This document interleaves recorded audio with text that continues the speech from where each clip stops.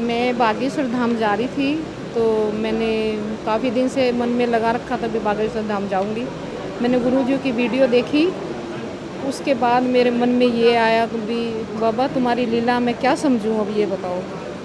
तो मैं गई वहाँ पे रुकने के लिए गई थी, लेकिन बाबा का यही हुक्म था कि भी जाओ, अब तो तुम्हारे घर पे ही बालाजी आ रहे हैं और तुम्हारे पड़ोस में हैं, वही समाधान करेंगे और वही उपचार करेंगे। इसलिए मैं परसों गई और कल बाबा के दरबार से आज ही आई हूँ सुबह, और उनकी लीला ही है ये जो आज मैं चमत्कार देख।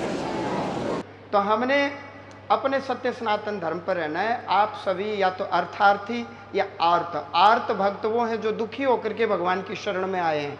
अर्थार्थी वो हैं जो धन संपदा की प्राप्ति के लिए प्रभु के द्वार पर आए हैं। मैं जानता हूं यदि आपके संकट नहीं कटे तो बहुत जल्दी आप होली वाटर पीने संडे के दिन जा सकते हो, या अन्य किसी स्थल पर जाकर के चद्दर भी चढ़ा सकते हो।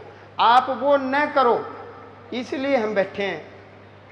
आप वो न करो इसलिए हम बैठे हैं। आप किसी पानी पुनी के चक्कर में न रहें। हमारे मंदिरों से शुद्ध जल लीजिए, देवताओं का स्नान होता है, उसी जल को आप ग्रहण कीजिए। गंगा जी बह रही हैं, गंगा जल ले आओ।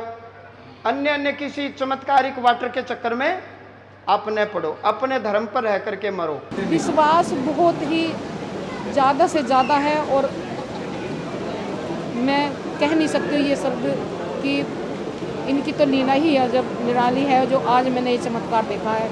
मैं रुकने के लिए गई थी, लेकिन ये देखी मैंने वीडियो इनकी, और मैं कहा अब मैं बाबा मैं क्या करूं, हमारे तो घर पे ही आ रहे हैं बालाजी।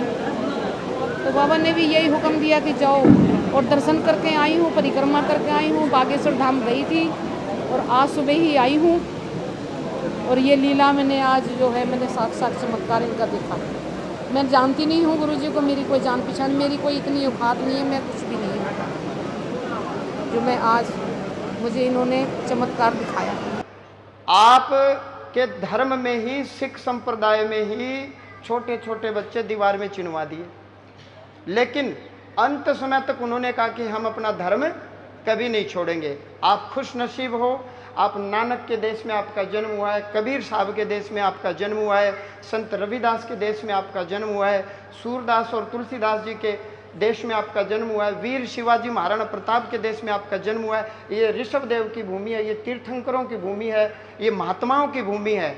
आपको खुश होना चाहिए कि आप भारत भूमि में आपका जन्म हुआ है, अवतार हुआ है। बातें हम गोपनीय रखेंगे। आपके हमारे बीच में क्या बात हुई ये किसी को पता नहीं चलेगी।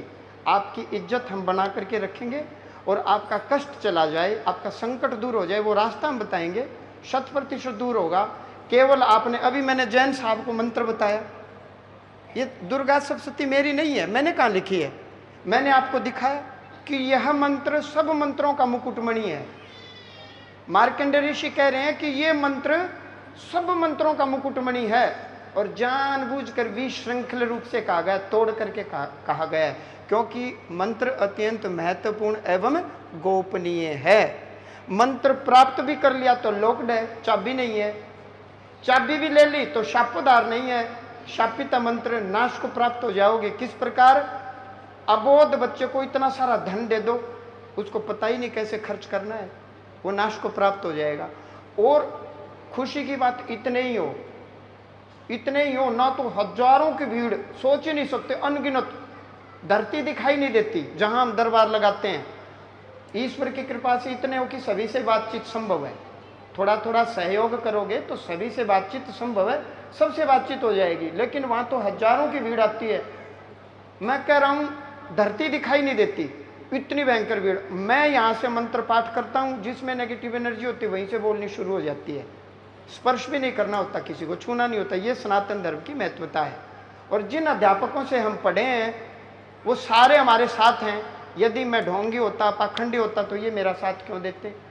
एक सोचने वाली बात है। अध्यापक को तो शिष्य के बारे में सब पता रहता है। हम विद्यालय में जब पढ़े तो इनको सब पता है